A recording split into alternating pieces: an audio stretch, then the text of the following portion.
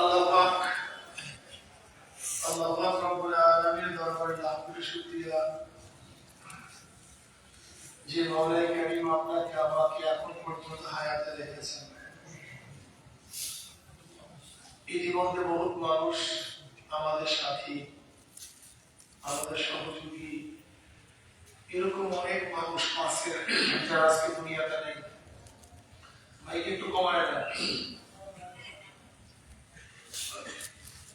কিন্তু আল্লাহ পাক রব্বুল আলামিন আপনাকে আমাকে এখন পর্যন্ত হায়াতে রেখেছেন। আবার অনেক মানুষের হায়াত আছে অসুস্থ, বেচারা রোজাও রাখতে পারে না, তার বিনা আসতেও পারে না, কিন্তু আপনাকে আমাকে আল্লাহ সুস্থ রেখেছে। আবার অনেক মানুষ সুস্থ কিন্তু রোজা রাখার কপাল করার তৌফিক হয় নাই। সেই শরীর, সেই স্বাস্থ্য, সেই শক্তি, কিন্তু রোজা রাখার কপাল করার তৌফিক হয় নাই। আল্লাহ পাক আপনাকে আমাকে অনেক দুর্বল শরীরের মানুষ, কিন্তু আপনাদের রোজা রাখার তৌফিক দান করেছেন। আবার অনেক মানুষ রোজা রাখছে, ভালো পরিবেশ নাই, গান্দা পরিবেশ। বিদেশে যারা আছে রোজা রাখে তো বুঝেন রোজার মাস আর রমজানের বাহিরের মাসের মধ্যে পার্থক্য নেই। বেচারা রোজা রাখছে ঠিকই, কিন্তু রোজার হক হুকুম আদায় করার মতো পরিবেশ পায়নি। বিদেশের কথা বাদ দেন, আমাদের দেশে এমন অনেক জায়গা আছে আপনি কল্পনা করতে পারবেন না যে এখন রোজার মাস না, অহরহ খানা চলতেছে, সব কিছু চলতেছে। এরকম এলাকা আমাদের বাংলাদেশের মধ্যে আছে কি? বাংলাদেশ এগিয়ে দেখেন খাওয়া সমস্ত এলাকায় আপনি চিন্তা করতে পারবেন না রমজানের মাস। আল্লাহ পাক আপনাকে অনেক সুন্দর এক পরিবেশে, ইবাদতের পরিবেশে রোজা রাখার তৌফিক দান করেছেন। আল্লাহ পাক রব্বুল আলামিন রোজা রাখার সাথে আবার তালিম তরবিয়ত, আমলি জিন্দেগি, কিরাত শিক্ষা, উলামায়ে কেরামের সোহবত সবচেয়ে দামি। এই হাজার নিয়ামতের দ্বারা যে মাওলা আপনাকে আমাকে ভূষিত করেছেন, সেই মাওলার শুকরিয়া আদায় করার দরকার আছে কি না? সবাই শুকরিয়া আদায় বলে আলহামদুলিল্লাহ। বহুত বড় নিয়ামত ভাই, বহুত বড় নিয়ামত। আসলে নিয়ামত বর্তমানে বোঝা খুবই কঠিন। বর্তমানে নিয়ামত বোঝা খুবই কঠিন। কেমন কঠিন জানেন? আল্লামা গাজ্জালী রাহমাতুল্লাহ এর ঘটনা নিয়ে আসছেন। দুই ব্যক্তি মাছ ধরার জন্য গেছে, খুব খেয়াল দিয়ে শোনেন।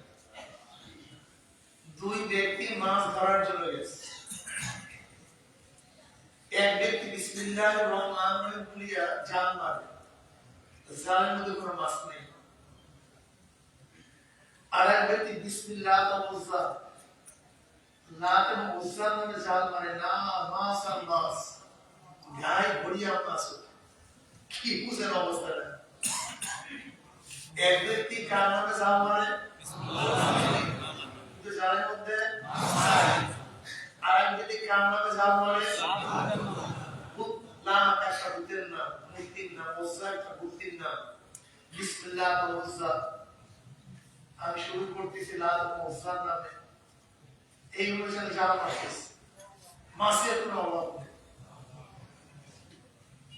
ফেরেশতারা আল্লাহর কাছে বলতে পাওয়া যে ঈমানের অবস্থা খুবই খারাপ হয়ে যাবে।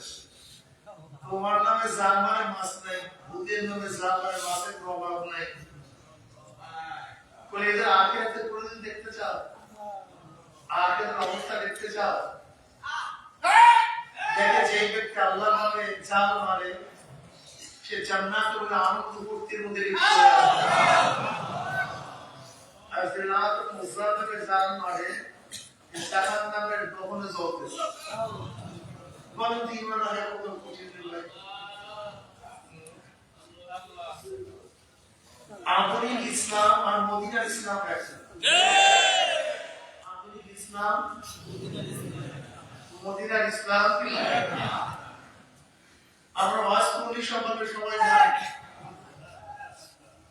মুসলিম শরীফের আওয়াজের মধ্যে আছে নবী আলাইহিস সালাতু ওয়াস সালাম ওমর ইবনে খাত্তাব রাদিয়াল্লাহু তাআলা আনহু এবং আলী মুর্তজা রাদিয়াল্লাহু তাআলা বললেন যে ওয়াজ করি থেকে তোমরা মাগফিরাতে অর্থাৎ দোয়া করায় নিও মাগফিরাতের জন্য, মাফের জন্য দোয়া করায় নিও।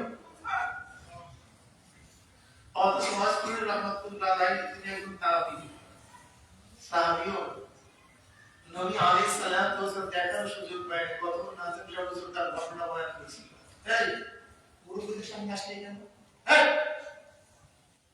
এই মুরুব্বিদের সামনে বসা আদব থাকতো, আদব থাকতো। মুরুব্বিদের সামনে বসা নাজিম সাহেব হুজুরের মতো সামনে আসছে, কত বড় বেয়াদব! বেয়াদবের কোনো সীমা থাকে?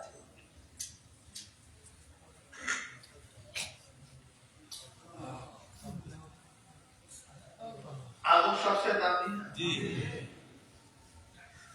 ওলামায়ে কেরাম সবচেয়ে দামি না? এদের কিন্তু সম্মান ইজ্জত না হয়, কিসের জন্য তরবিয়ত আছে? নাজিম সাহেব হুজুর যিনি আব্বাজান ওখানে খলিফা মুহাদ্দিস মুরব্বি সামনে আসতে কি হয়ে গেছে।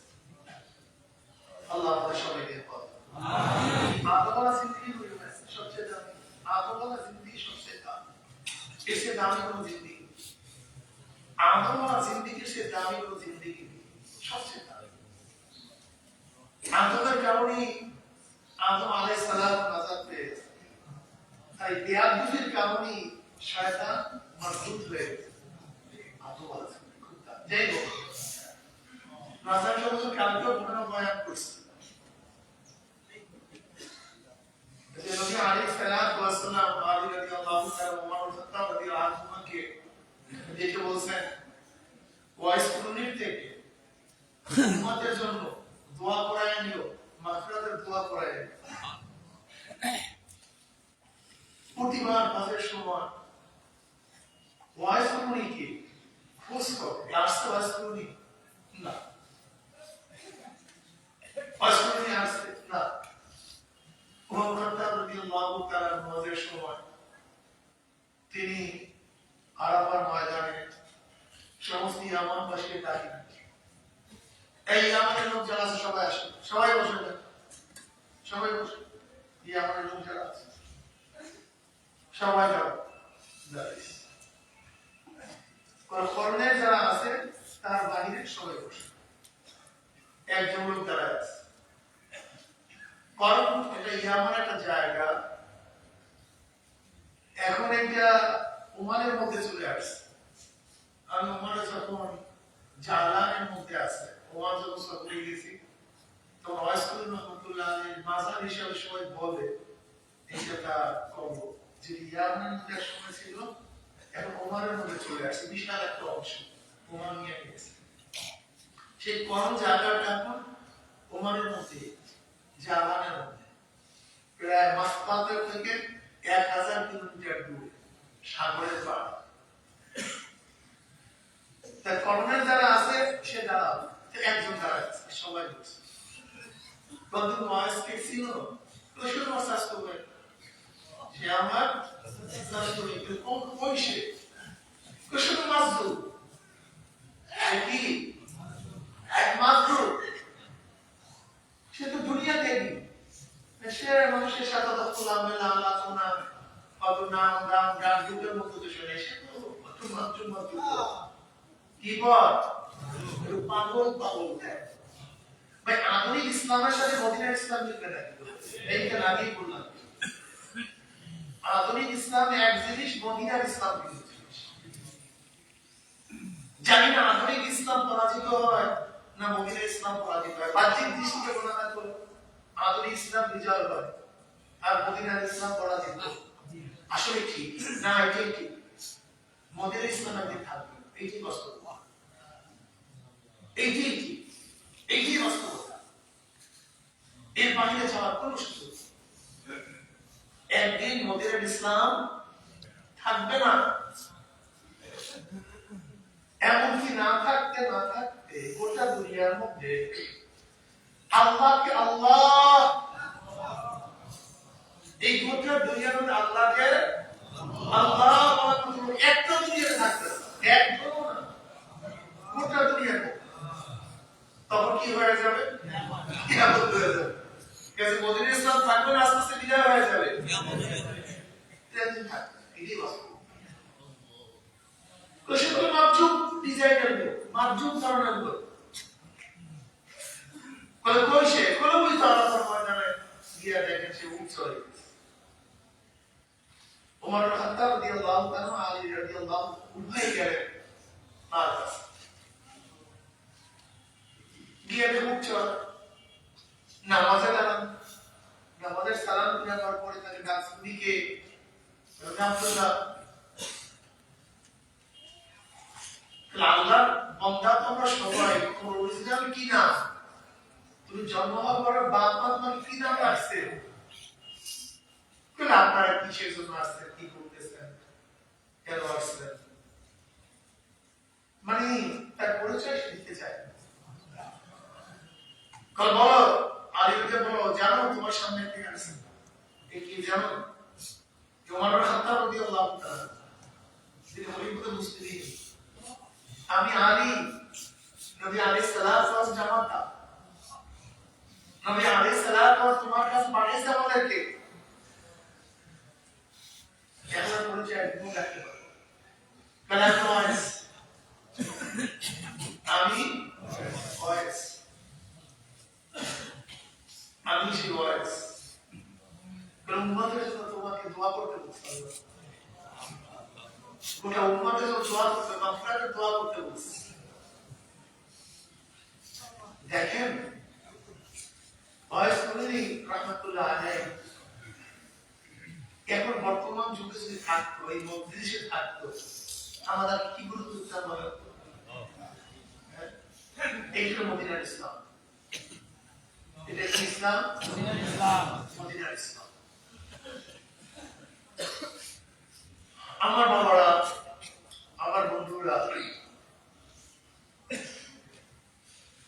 আমাদের দুনিয়ার বিজয় বিজয়, লা খায়রা লা আয়েশা ইন্নাল আয়েশাল আখিরা আল্লাহুম্মা ফি আমসার আল মুহাজির। এই দুনিয়ার আয়েশ, দুনিয়ার জিন্দেগি, দুনিয়ার চাকচিক্য, এই কিন্তু আমাদের জিন্দেগি না।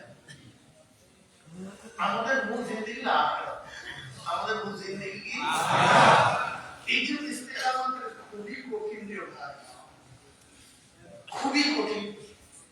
এর জন্য আমি আমাদের ভাইদেরকে বলবো, খবরদার, যত বড় বালা মুসিবত আসুক না কেন, যত কিছুই আসুক না কেন, হকের থেকে বিচ্ছিন্ন হওয়া যাবে না, হকের থেকে বিচ্ছিন্ন হওয়া যাবে না। এটা প্রথম না, হকের কথা কে থাকবে আর না থাকবে জানার বিষয় না। ওমর খাত্তাব রাদিয়াল্লাহু আনহু স্পষ্ট বলছেন, গোটা দুনিয়ার মধ্যে একজন মুসলমান না থাকে, ওমর একা মুসলমান। খুব কঠিন। গোটা দুনিয়ার মধ্যে একজন মুসলমান না থাকে, ওমর একা মুসলমান। আমি একা, আমি একা, আমি একা আল্লাহ বলি না, একা আল্লাহ। ইমানকে মজবুত করে দেয়। আমি তো আগে ঘটনা বলছি যে আল্লাহকে সারিয়া দিয়া দুনিয়া কামাই করা যায়, আল্লাহকে সারিয়া দিয়া দুনিয়ার চাকচিক্য কামাই করা যায়, কিন্তু আল্লাহ বলে থাকে, আল্লাহ কিন্তু ওয়ালা নাবলুওয়ান্নাকুম বিশাইইন মিনাল খাউফি ওয়াল জুই ওয়া নাকসিন মিনাল আমওয়ালি ওয়াল আনফুসি ওয়াস সামারাত ওয়া বাশশিরিস সাবিরিন। পরীক্ষা পরীক্ষা পরীক্ষা পরীক্ষা পরীক্ষা পরীক্ষা পরীক্ষা পরীক্ষা পরীক্ষা পরীক্ষার মধ্যে থাকতে হবে, কিন্তু আল্লাহকে ছাড়া যাবে না। আইয়ুব নবী আলাইহিস সালাতু ওয়াস সালাম 18 বছর পরীক্ষার মধ্যে ছিলেন, 18 বছর সবাই চলে গেছেন। আমি তো দেখি সরকারের উপরে এখন পর্যন্ত কোনো বালা মুসিবত সেরকম না, শুধু একটু নির্বাচনে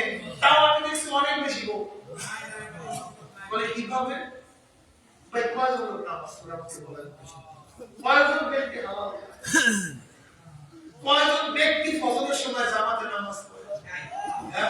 খুব আসলে তারা খুব কম, সেগুলো জামাতের সাফার অনেক বেশি।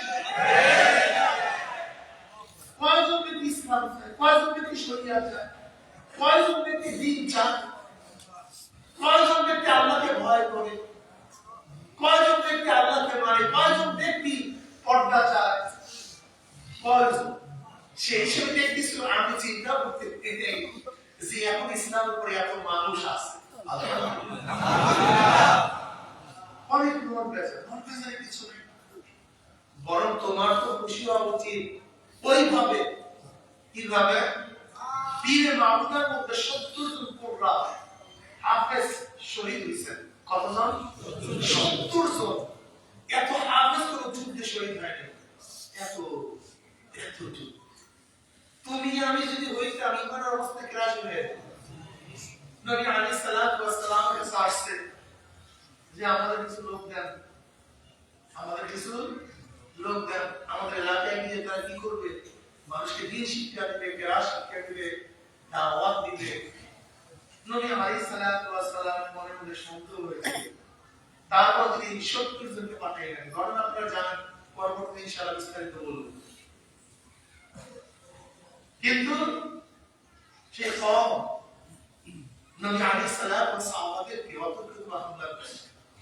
70 জন সাহাবী হত্যা করেছে, শহীদ হয়ে গেছেন তারা।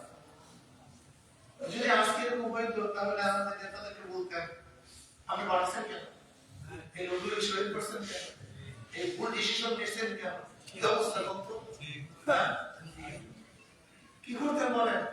কিন্তু পাগল করে বলাইতেন আপনারা, আপনি তো পাগল করে বলাইতেন না যে আপনি এই সমস্ত লোকদেরকে শহীদ করার দায়ী। আপনি কেন বানাইছেন? আপনি আগে সংযুক্ত করার পরে কেন করলেন? তোমার আমার অবস্থাটা কি হইত আল্লাহই ভালো জানে। আজকে দেখা যায় আমাদের মধ্যে অনেকেই গুপ্তচর রাজনীতি করে। এরকম আমাদের মধ্যে গুপ্ত রাজনীতি আছে, আমাদের মধ্যে গুপ্ত রাজনীতি যারা করে এরকম লোকগুলি কুদৃষ্টাল করে প্রস্তুত করে মানুষের মন ভেঙে দেয়। তাই বীরে মামুনের ঘটনায় যেরকম মুনাফিকরা মানুষের মন, ইমান আল্লাহদের মন ভাঙার চেষ্টা করে, কিন্তু ইমান ওয়ালাদের কোন মন ভাঙার কিছু, তারা তো পাকের উপরে ছিল। 70 জন সাহাবী, 70 সব হাফেজ কোরআন, 70 জন শহীদ হয়ে গেছে। কিন্তু শহীদ হওয়ার সময় তাদের অবস্থাটা কি ছিল?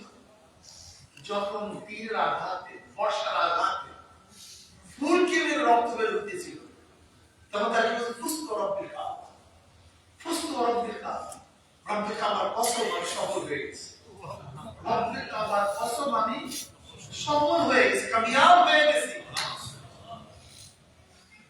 যে ব্যক্তি যে বেঈমান আঘাত করছে সে প্রশ্ন করতেছে আরেকজনকে, ভাই এটা কেমন সফলতা?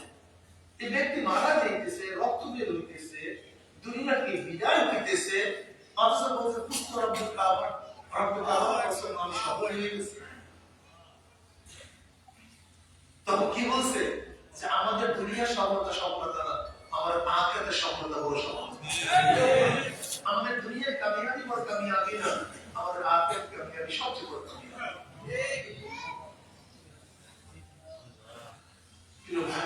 দ্বীনের উপর মজবুত থাকবে, দ্বীনের উপর মজবুত থাকবে। খবরদার খবরদার, দ্বীন থেকে কোন অবস্থাতেই বিচ্যুত হওয়া যাবে না। এটা প্রথম। দুনিয়ার কামিয়াবি বড় কামিয়াবি না। লা আয়েশা ইল্লা আয়েশা রাকিরা, আল্লাহুম্মা ফিল আমসানা।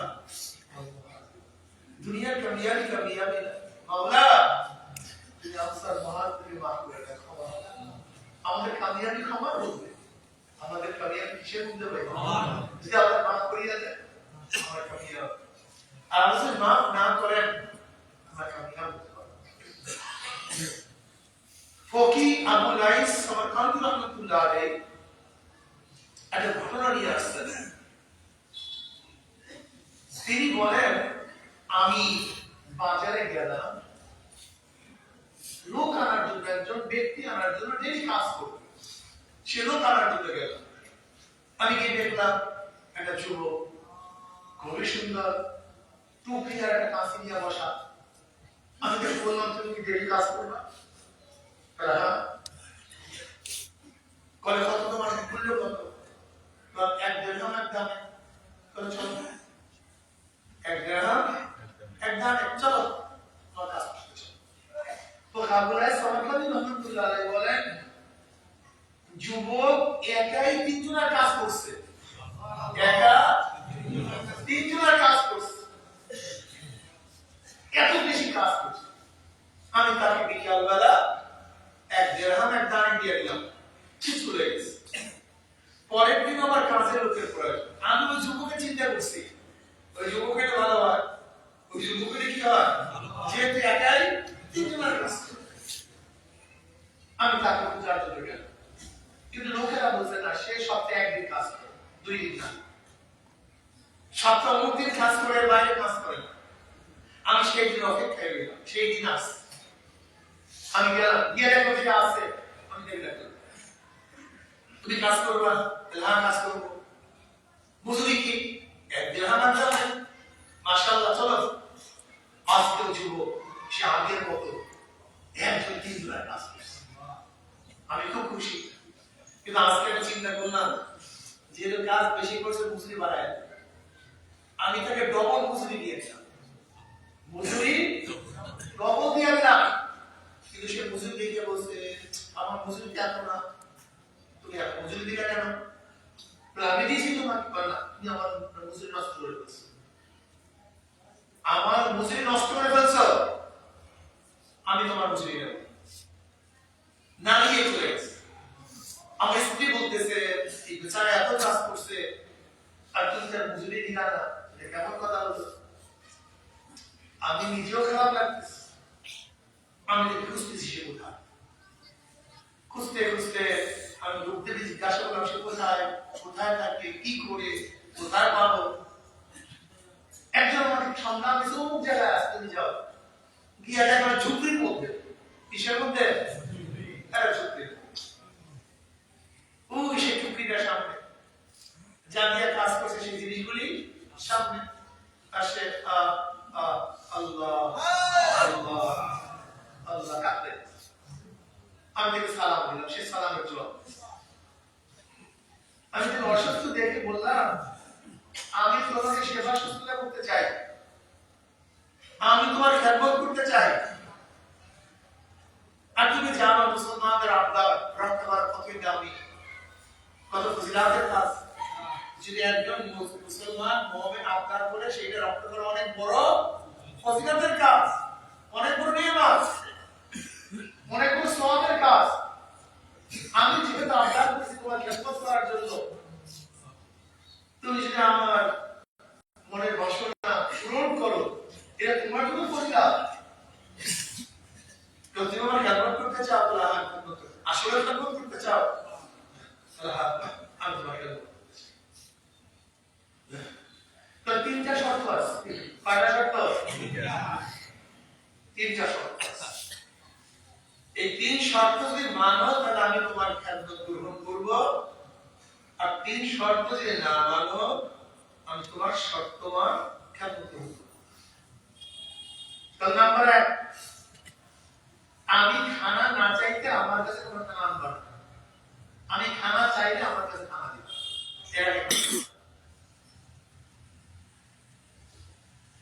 নাম্বার 2, আমি মৃত্যুবরণ করলে আমার যে পোশাক আছে, এই পুরা পোশাক যার মধ্যে যা জড়াই আছে, এই পোশাকই কাপড় দিবা, কাপড় পরাবা, নতুন কোনো পোশাক দিবা। এই পোশাকে আমাকে কাপড় দিবা। নাম্বার 3, এখন বলবো না, সময় মতো বলবো। ওকে আবুলাই সামাকানি রহমাতুল্লাহ আলাইহি নিয়ে আসলাম, আমি তাকে আমার বাড়িতে খেদমতের জন্য নিয়ে আসছি। আমি খেদমত করতেছি। পরের দিন আমাকে বলতেছে, 3য় শর্ত বলার সময় আসছে, 3য় শর্ত বলার সময় আসছে। জুব্বার মধ্যে দেখো, আমার জুব্বার পকেটে হাত দাও, হাত দেখি একটা পোকা পেঁচানো করে বলো, আমি বললাম দেখি একটা সবুজিয়াত পাথর, চমকে গেছে, অনেক দামি পাথর, ওই যে স্বর্ণদার ধন, সেই ডায়মন্ড, অনেক দামি একটা পাথর। আমি আশ্চর্য হয়ে গেলাম, এটা পেল কোথায়? আমি সেটা বের করলাম। এবার সে যুবক বলতেছে, শোনো, আমি মারা যাওয়ার পরে, আমাকে দাফন করার পরে বাদশাহ হারুন রশিদ বাদশাহর কাছে গিয়ে এই পাথরটা দিবা, আর বলবা এই পাথরের মালিক আপনাকে নসিহত করছে, আপনি যেন এই উদাসীন অবস্থায় কবরে না আসেন। এই উদাসীন অবস্থায় মৃত্যুবরণ না করেন, তাহলে লাঞ্ছিত হবেন, অপমানিত হবেন। এই নসিহত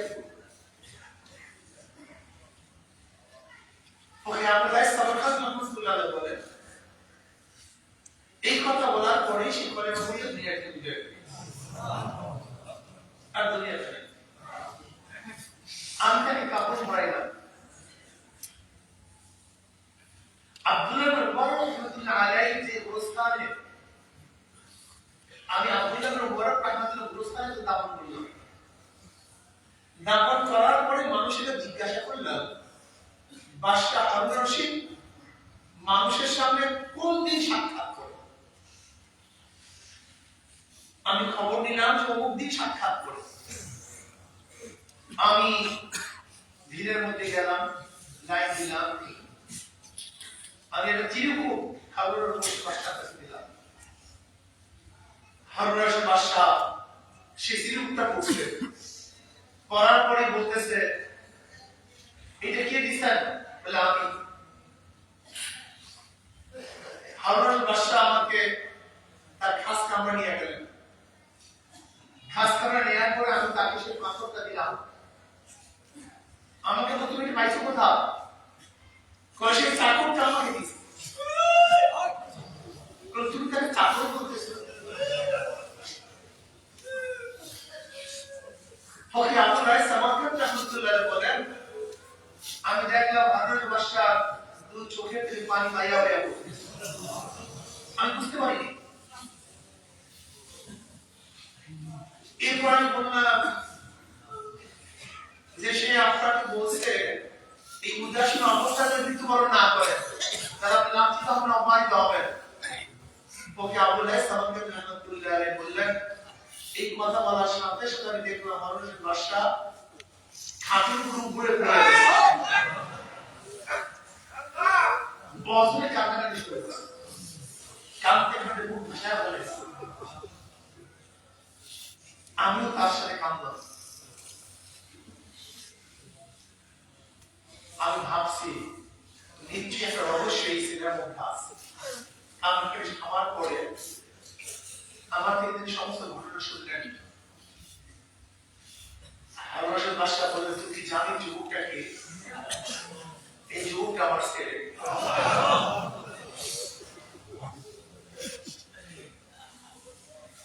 আমার বাবা জুবাইদার সাথে বিবাহের আগে আমি ওর মার সাথে বিবাহ বন্ধন আবদ্ধ হয়েছিলাম। ওর মাকে পছন্দ করতাম, ওর মাকে আমি বিবাহ করলাম।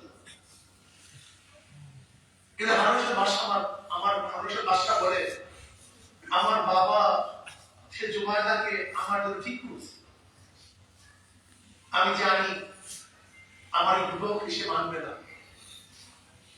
আমি আমার পুত্র স্ত্রীকে বললাম যে দেখো, এখন আপু বাদশাহ, তিনি ইন্তেকালে করে বাদশাহ হোক, তুমি একটু অপেক্ষা করো, আমি যখন বাদশাহ হবো আমি যখন নিয়ে আসবো। আমার প্রথম স্ত্রীর ঘরে সন্তান জন্ম হয়, আমি তাদেরকে অনেক মাল দিলাম, এই সবজিয়াত পাত্রটা দিয়েছিলাম, কিন্তু ওরা অভিমানে কোথায় চলে গেছে জানতাম না। আমি বহু চিন্তা করছি, আমি পাই নাই। কিন্তু সেই ছেলে যে জীবিত আছে আমি জানতাম না। বলো তুমি সেই কোথায়, কোন জায়গায় তাকে দাপন করছো? কোন অমুক জায়গায় দাপন করছো। সন্ধ্যা হওয়ার পরে আমি তার কবর জিয়ারত করার জন্য যাবো। সমরকন্দ রহমতুল্লাহ বলেন আমি তাকে নিয়ে আসলাম, কবরের সামনে দাঁড়ায় সারা রাত কাঁদছে। সবে সাদের হওয়ার পরে তিনি আবার চলে গেলেন। তিনি বললেন, যেহেতু তুমি আমার ছেলেকে দাফন কাফন করছো, আমার উপর পাপ এর কিছু সাজা দেয়া, প্রতিদান দেয়া। তুমি প্রতি মাসে 10,000 দিরহাম বাইতুল মাল থেকে দিবা। এটা তোমার জন্য ধার্য, তোমার পরবর্তী বংশের জন্য ধার্য। সামারকান্দি রহমতুল্লাহ বলেন আমি আর টাকা মানলাম না, আর আমি কোনোদিন চাইও নাই আমার জন্য যে। দেখেন মাস্টার ছেলে মাওলার পাগল, এইটার মধ্যে কামিয়াব, এইটার মধ্যে কামিয়াবি কে বুঝবে বলেন? এই বর্তমান যুগে কামিয়াবি কে বুঝবে? কে বুঝবে এই কামিয়াবি? এই কামিয়াবি বোঝা তো খুবই কঠিন, অনেক কঠিন মাসালা। এর জন্য আমি যারা মুমিন মুসলমান তাকে বর্তমান যুগে কামিয়াবি বোঝা খুবই কঠিন, অনেক কঠিন। ইসলামের পর আকা নবী আলাইহিস সালাম কি বলেছেন? জ্বলন্ত আগুনের কয়লা হাতের মধ্যে রাখা যেই পরিমাণে কঠিন, আপনি বুঝলেন কঠিনটা কেমন? এটা জ্বলন্ত আগুনের কয়লা হাতের মধ্যে রাখা, এটা সহজ? নবী আলাইহিস সালাম বলেছেন জ্বলন্ত আগুনের কয়লা হাতের মধ্যে রাখা যত কঠিন, দিনের উপর ইসলামের উপর ঈমানের উপর থাকা তার অনেক বেশি কঠিন হবে। ভাইও ঈমান ফজলত হকের উপরে থাকে, হকের উপরে থাকতে হবে। আজীবন আল্লাহ হকের উপর থাকে। আমিন। দুনিয়ার এই চাকচিক্য ক্ষমতা কিচ্ছু না, এই ক্ষমতার পাগল আপনারা জানতে চলেছে। জাহাঙ্গীর সাহেব যিনি স্বরাষ্ট্র উপদেষ্টা ছিলেন, তিনি নিজে আলোচনা করছেন, আপনারা শুনছেন মনে হয় কি? আমার ক্ষমতা যাওয়ার আগের দিন আমার গান আমাকে বললো যে স্যার আপনি যখন বিদায় দিয়ে যান আর একজন মন্ত্রী গান বানাতে পারবেন। আমার ড্রাইভার বলতেছে স্যার যদি আমাকে বিদায় দিয়ে দেন আপনি আর একজন মন্ত্রী ড্রাইভার হতে পারেন। তো তুমিও সব সরকারি গাড়িও নাই, গান গানও নাই, ড্রাইভারও নাই, আপনি জিজ্ঞেস করে চলে আসছে। ইউনূস সাহেবকে দেখছেন, যিনি তত্ত্বাবধায়ক সরকারের প্রধান ছিলেন। গত পরশু তিনি মনে হয় বিদেশে চলে গেছে, নিজের ব্যাগটা নিজে নিয়ে গেছে। এই ব্যাগটা ধরার তো এই আপনাদের ক্ষমতার পাগল, এই ক্ষমতার পাগল, এই লালসের মধ্যে আপনারা আছেন, এই স্বপ্নের মধ্যে আপনারা আছেন। এগুলি চোখে পড়ে না, এগুলিকে আপনারা দেখেন না। আফালা তাতাফাক্কারুন, আফালা তুবসিরুন, তোমরা কি দেখো না? তোমাদের কি চিন্তা নাই? আফালা তাআকিলুন, তোমাদের কি আকল নাই? এগুলি দেখার বিষয়, এগুলি চিন্তার বিষয়, খুবই গভীর চিন্তার বিষয়। আপনারা যদি আল্লাহ পাকের নিজাম অর্জন করতে পারেন, যদি ভালো ভালো মাওলার মাফ করে মাওলার ক্ষমা করে দেন, বাস কবিরা। যদি মাওলার ক্ষমা করে দেন আমরা কি হয়? আর মাওলার ক্ষমা না করে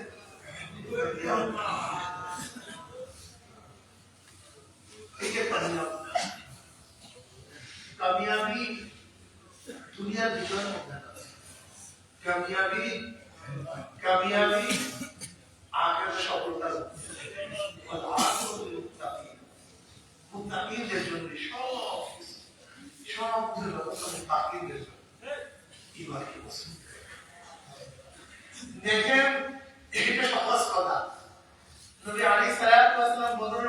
গেছেন,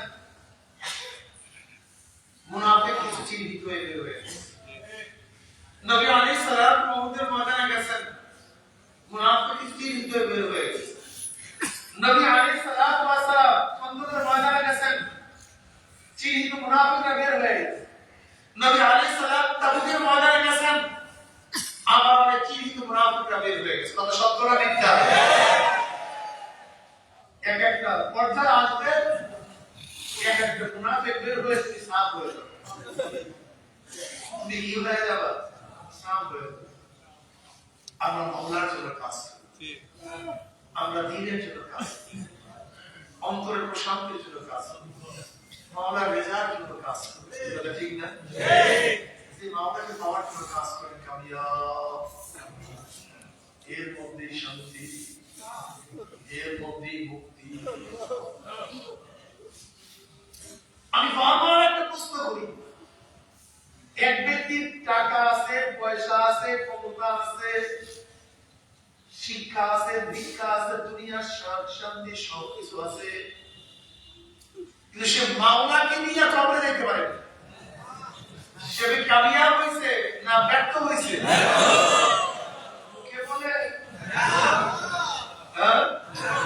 বাসায় আছে, তার টাকা আছে, তার পয়সা আছে, ক্ষমতা আছে, কিন্তু মাওলাই নেই। কে নাই? সে ব্যর্থ না কামিয়াব? আরেক ব্যক্তির টাকা নাই, পয়সা নাই, জায়গা নাই, জমি নাই, কেউ তাকে চিনে না, কেউ তাকে পছন্দ করে না, কেউ তাকে দস্তারখানে বসায় না, বড়লোক তার জন্য দরজা খুলে না, কোন বড়লোক মেয়ে তাকে বিবাহ হওয়ার জন্য রাজি না,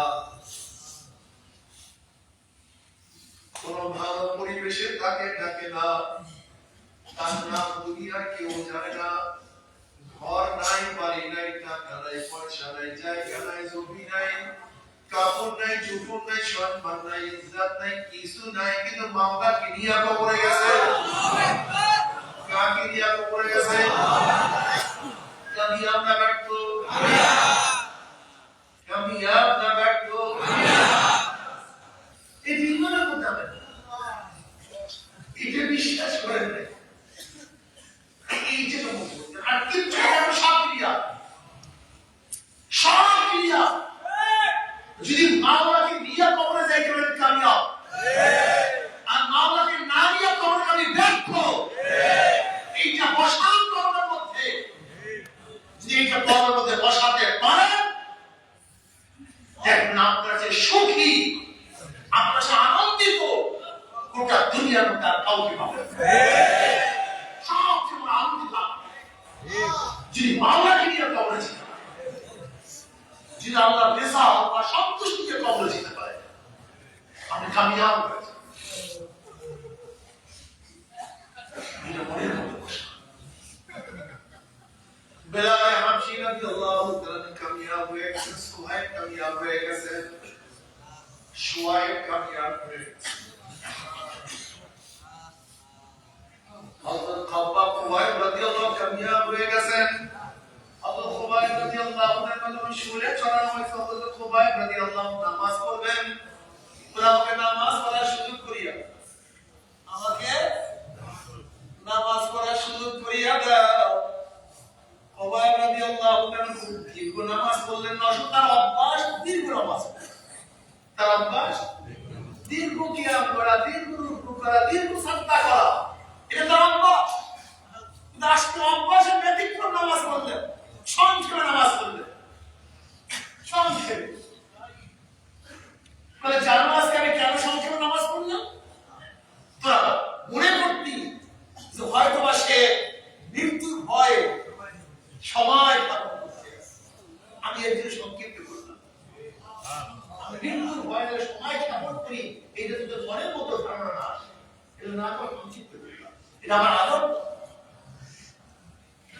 এরপরে তিনি বারবার চেহারাটা খাবার দিকে ফিরে রাখে, চেহারা খাবার দিকে ফিরে রাখে, কিন্তু বেঈমানরা ঢিলা মারে, পাথর মারে, নিক্ষেপ করে, চেহারা খাবার থেকে ঘুরে আসে।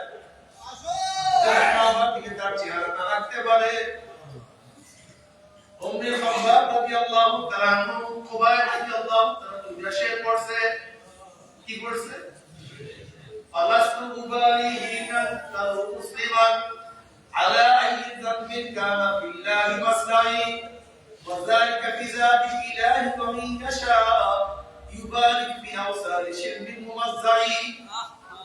এ বেঈমানের দল, ইচ্ছা করিয়া তোমরা আমাদের চেহারা ফিরাই রাখতে চাও কাবার থেকে। আমার চেহারা কাবার দিকে থাকুক অথবা নাই থাকুক,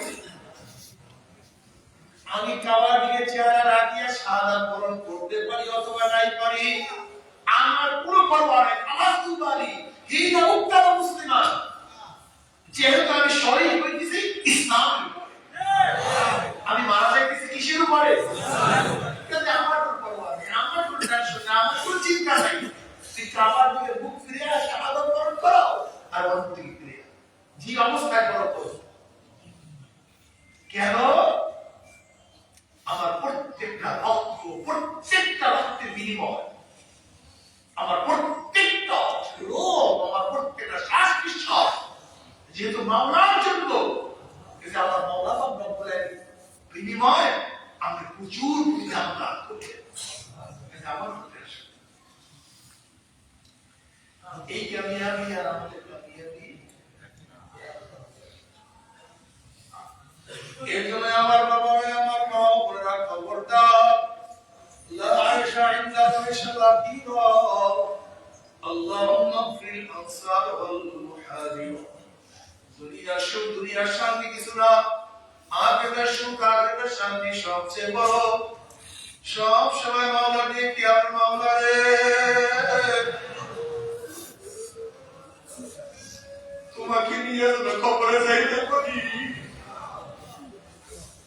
তোমাকে রাজি খুশি করিয়ে দেব, শেষ নিঃশ্বাস ত্যাগ করতে পারি।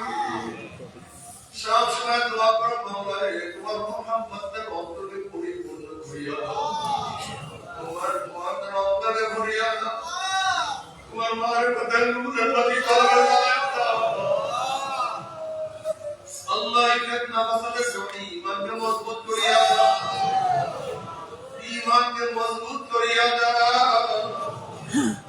রমজানের সমস্ত নিয়ামত বরকত আমাকে দান করো। বেশি বেশি তোমার মধ্যে মগ্ন থাকিয়ে, একে একে তোমার মগ্ন থাকিয়ে, দুই চোখের পানি ফলাইয়ে আমি কলমকে মাওলা দিয়ে ফিরাইয়া রাখিয়ে বলিয়া মাওলা দে তুমি আর বলবে তোমার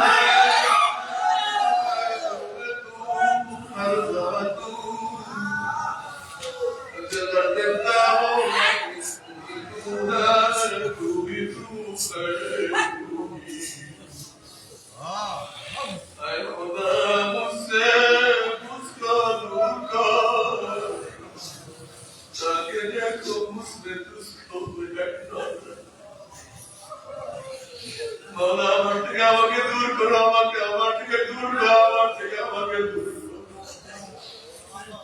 বাবা তুমি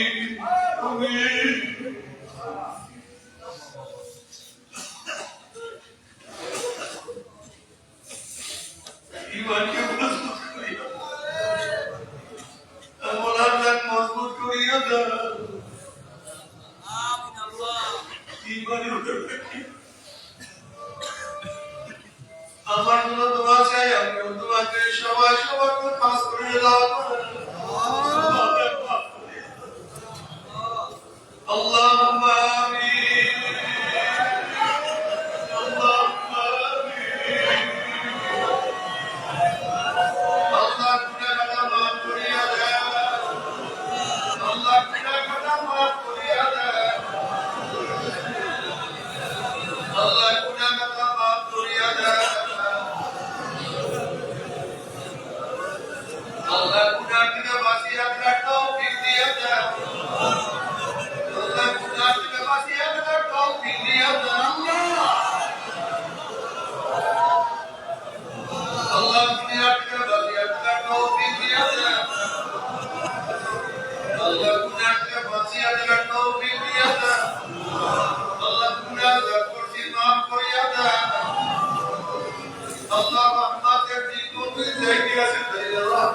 আপনি পাইলাম আল্লাহ কোটা দুনিয়ার রহমত নাযিল করে আল্লাহ কোটা মাহফুজ রহমত নাযিল করে আল্লাহ কোটা মানুষের রহমত নাযিল করে আল্লাহ কোটা মুসলমান মুমিনের রহমত নাযিল করে আল্লাহ কোটা তরিকার রহমত নাযিল করে আল্লাহ মাজলিসের রহমত নাযিল করে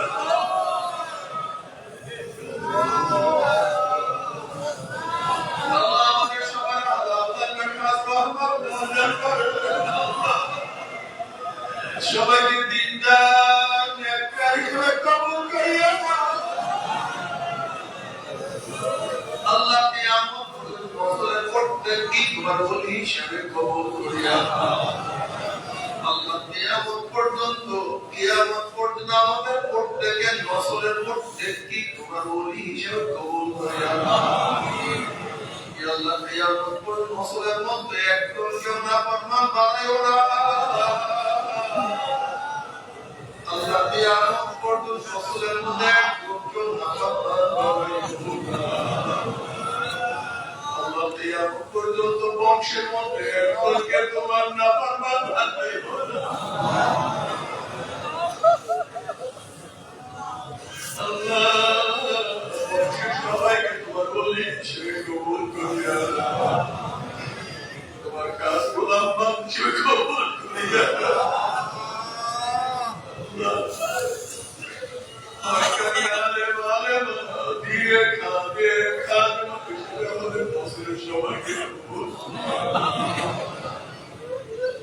আল্লাহ তরিকার নিয়ামত দান করো নিয়ামত করলে তরিকাকে হকের বারাকিও নিয়ামত তরিকাকে হকের বারাকিও আল্লাহ তাআলা কল্যাণ দাইনা কামা নাই বাবা নাই সুনে সত্যে আল্লাহ তোমাদের মুনাজ্জাত নবশিয়ার সবার গুনাহকে মাফ করে দাও ইয়া আল্লাহ খাস আমাদের শাহ মুসলিম করতে আল্লাহ শওকত দুনিয়া মাশাআত মাকামকে জান্নাতুল বুলন্দ করে দাও আমরা আল্লাহ খাস আল্লাহ শাস্ত্র ঠিক রাখে যেন আপনার হক ঠিক মোলাজাত তৌফিক দিয়া দাও রব্বির হামহুমা কামা রাব্বায়ানি সগীরা আল্লাহ তোমার জন্য তোমার উম্মত ইসলাম হুকুমত কায়েম করে দাও আল্লাহ ইসলাম হুকুমতের জন্য সাহাবা কিরামদের নূরে সহিহ জাদ্দুজিহাদ করার তৌফিক দিয়া দাও সুবহান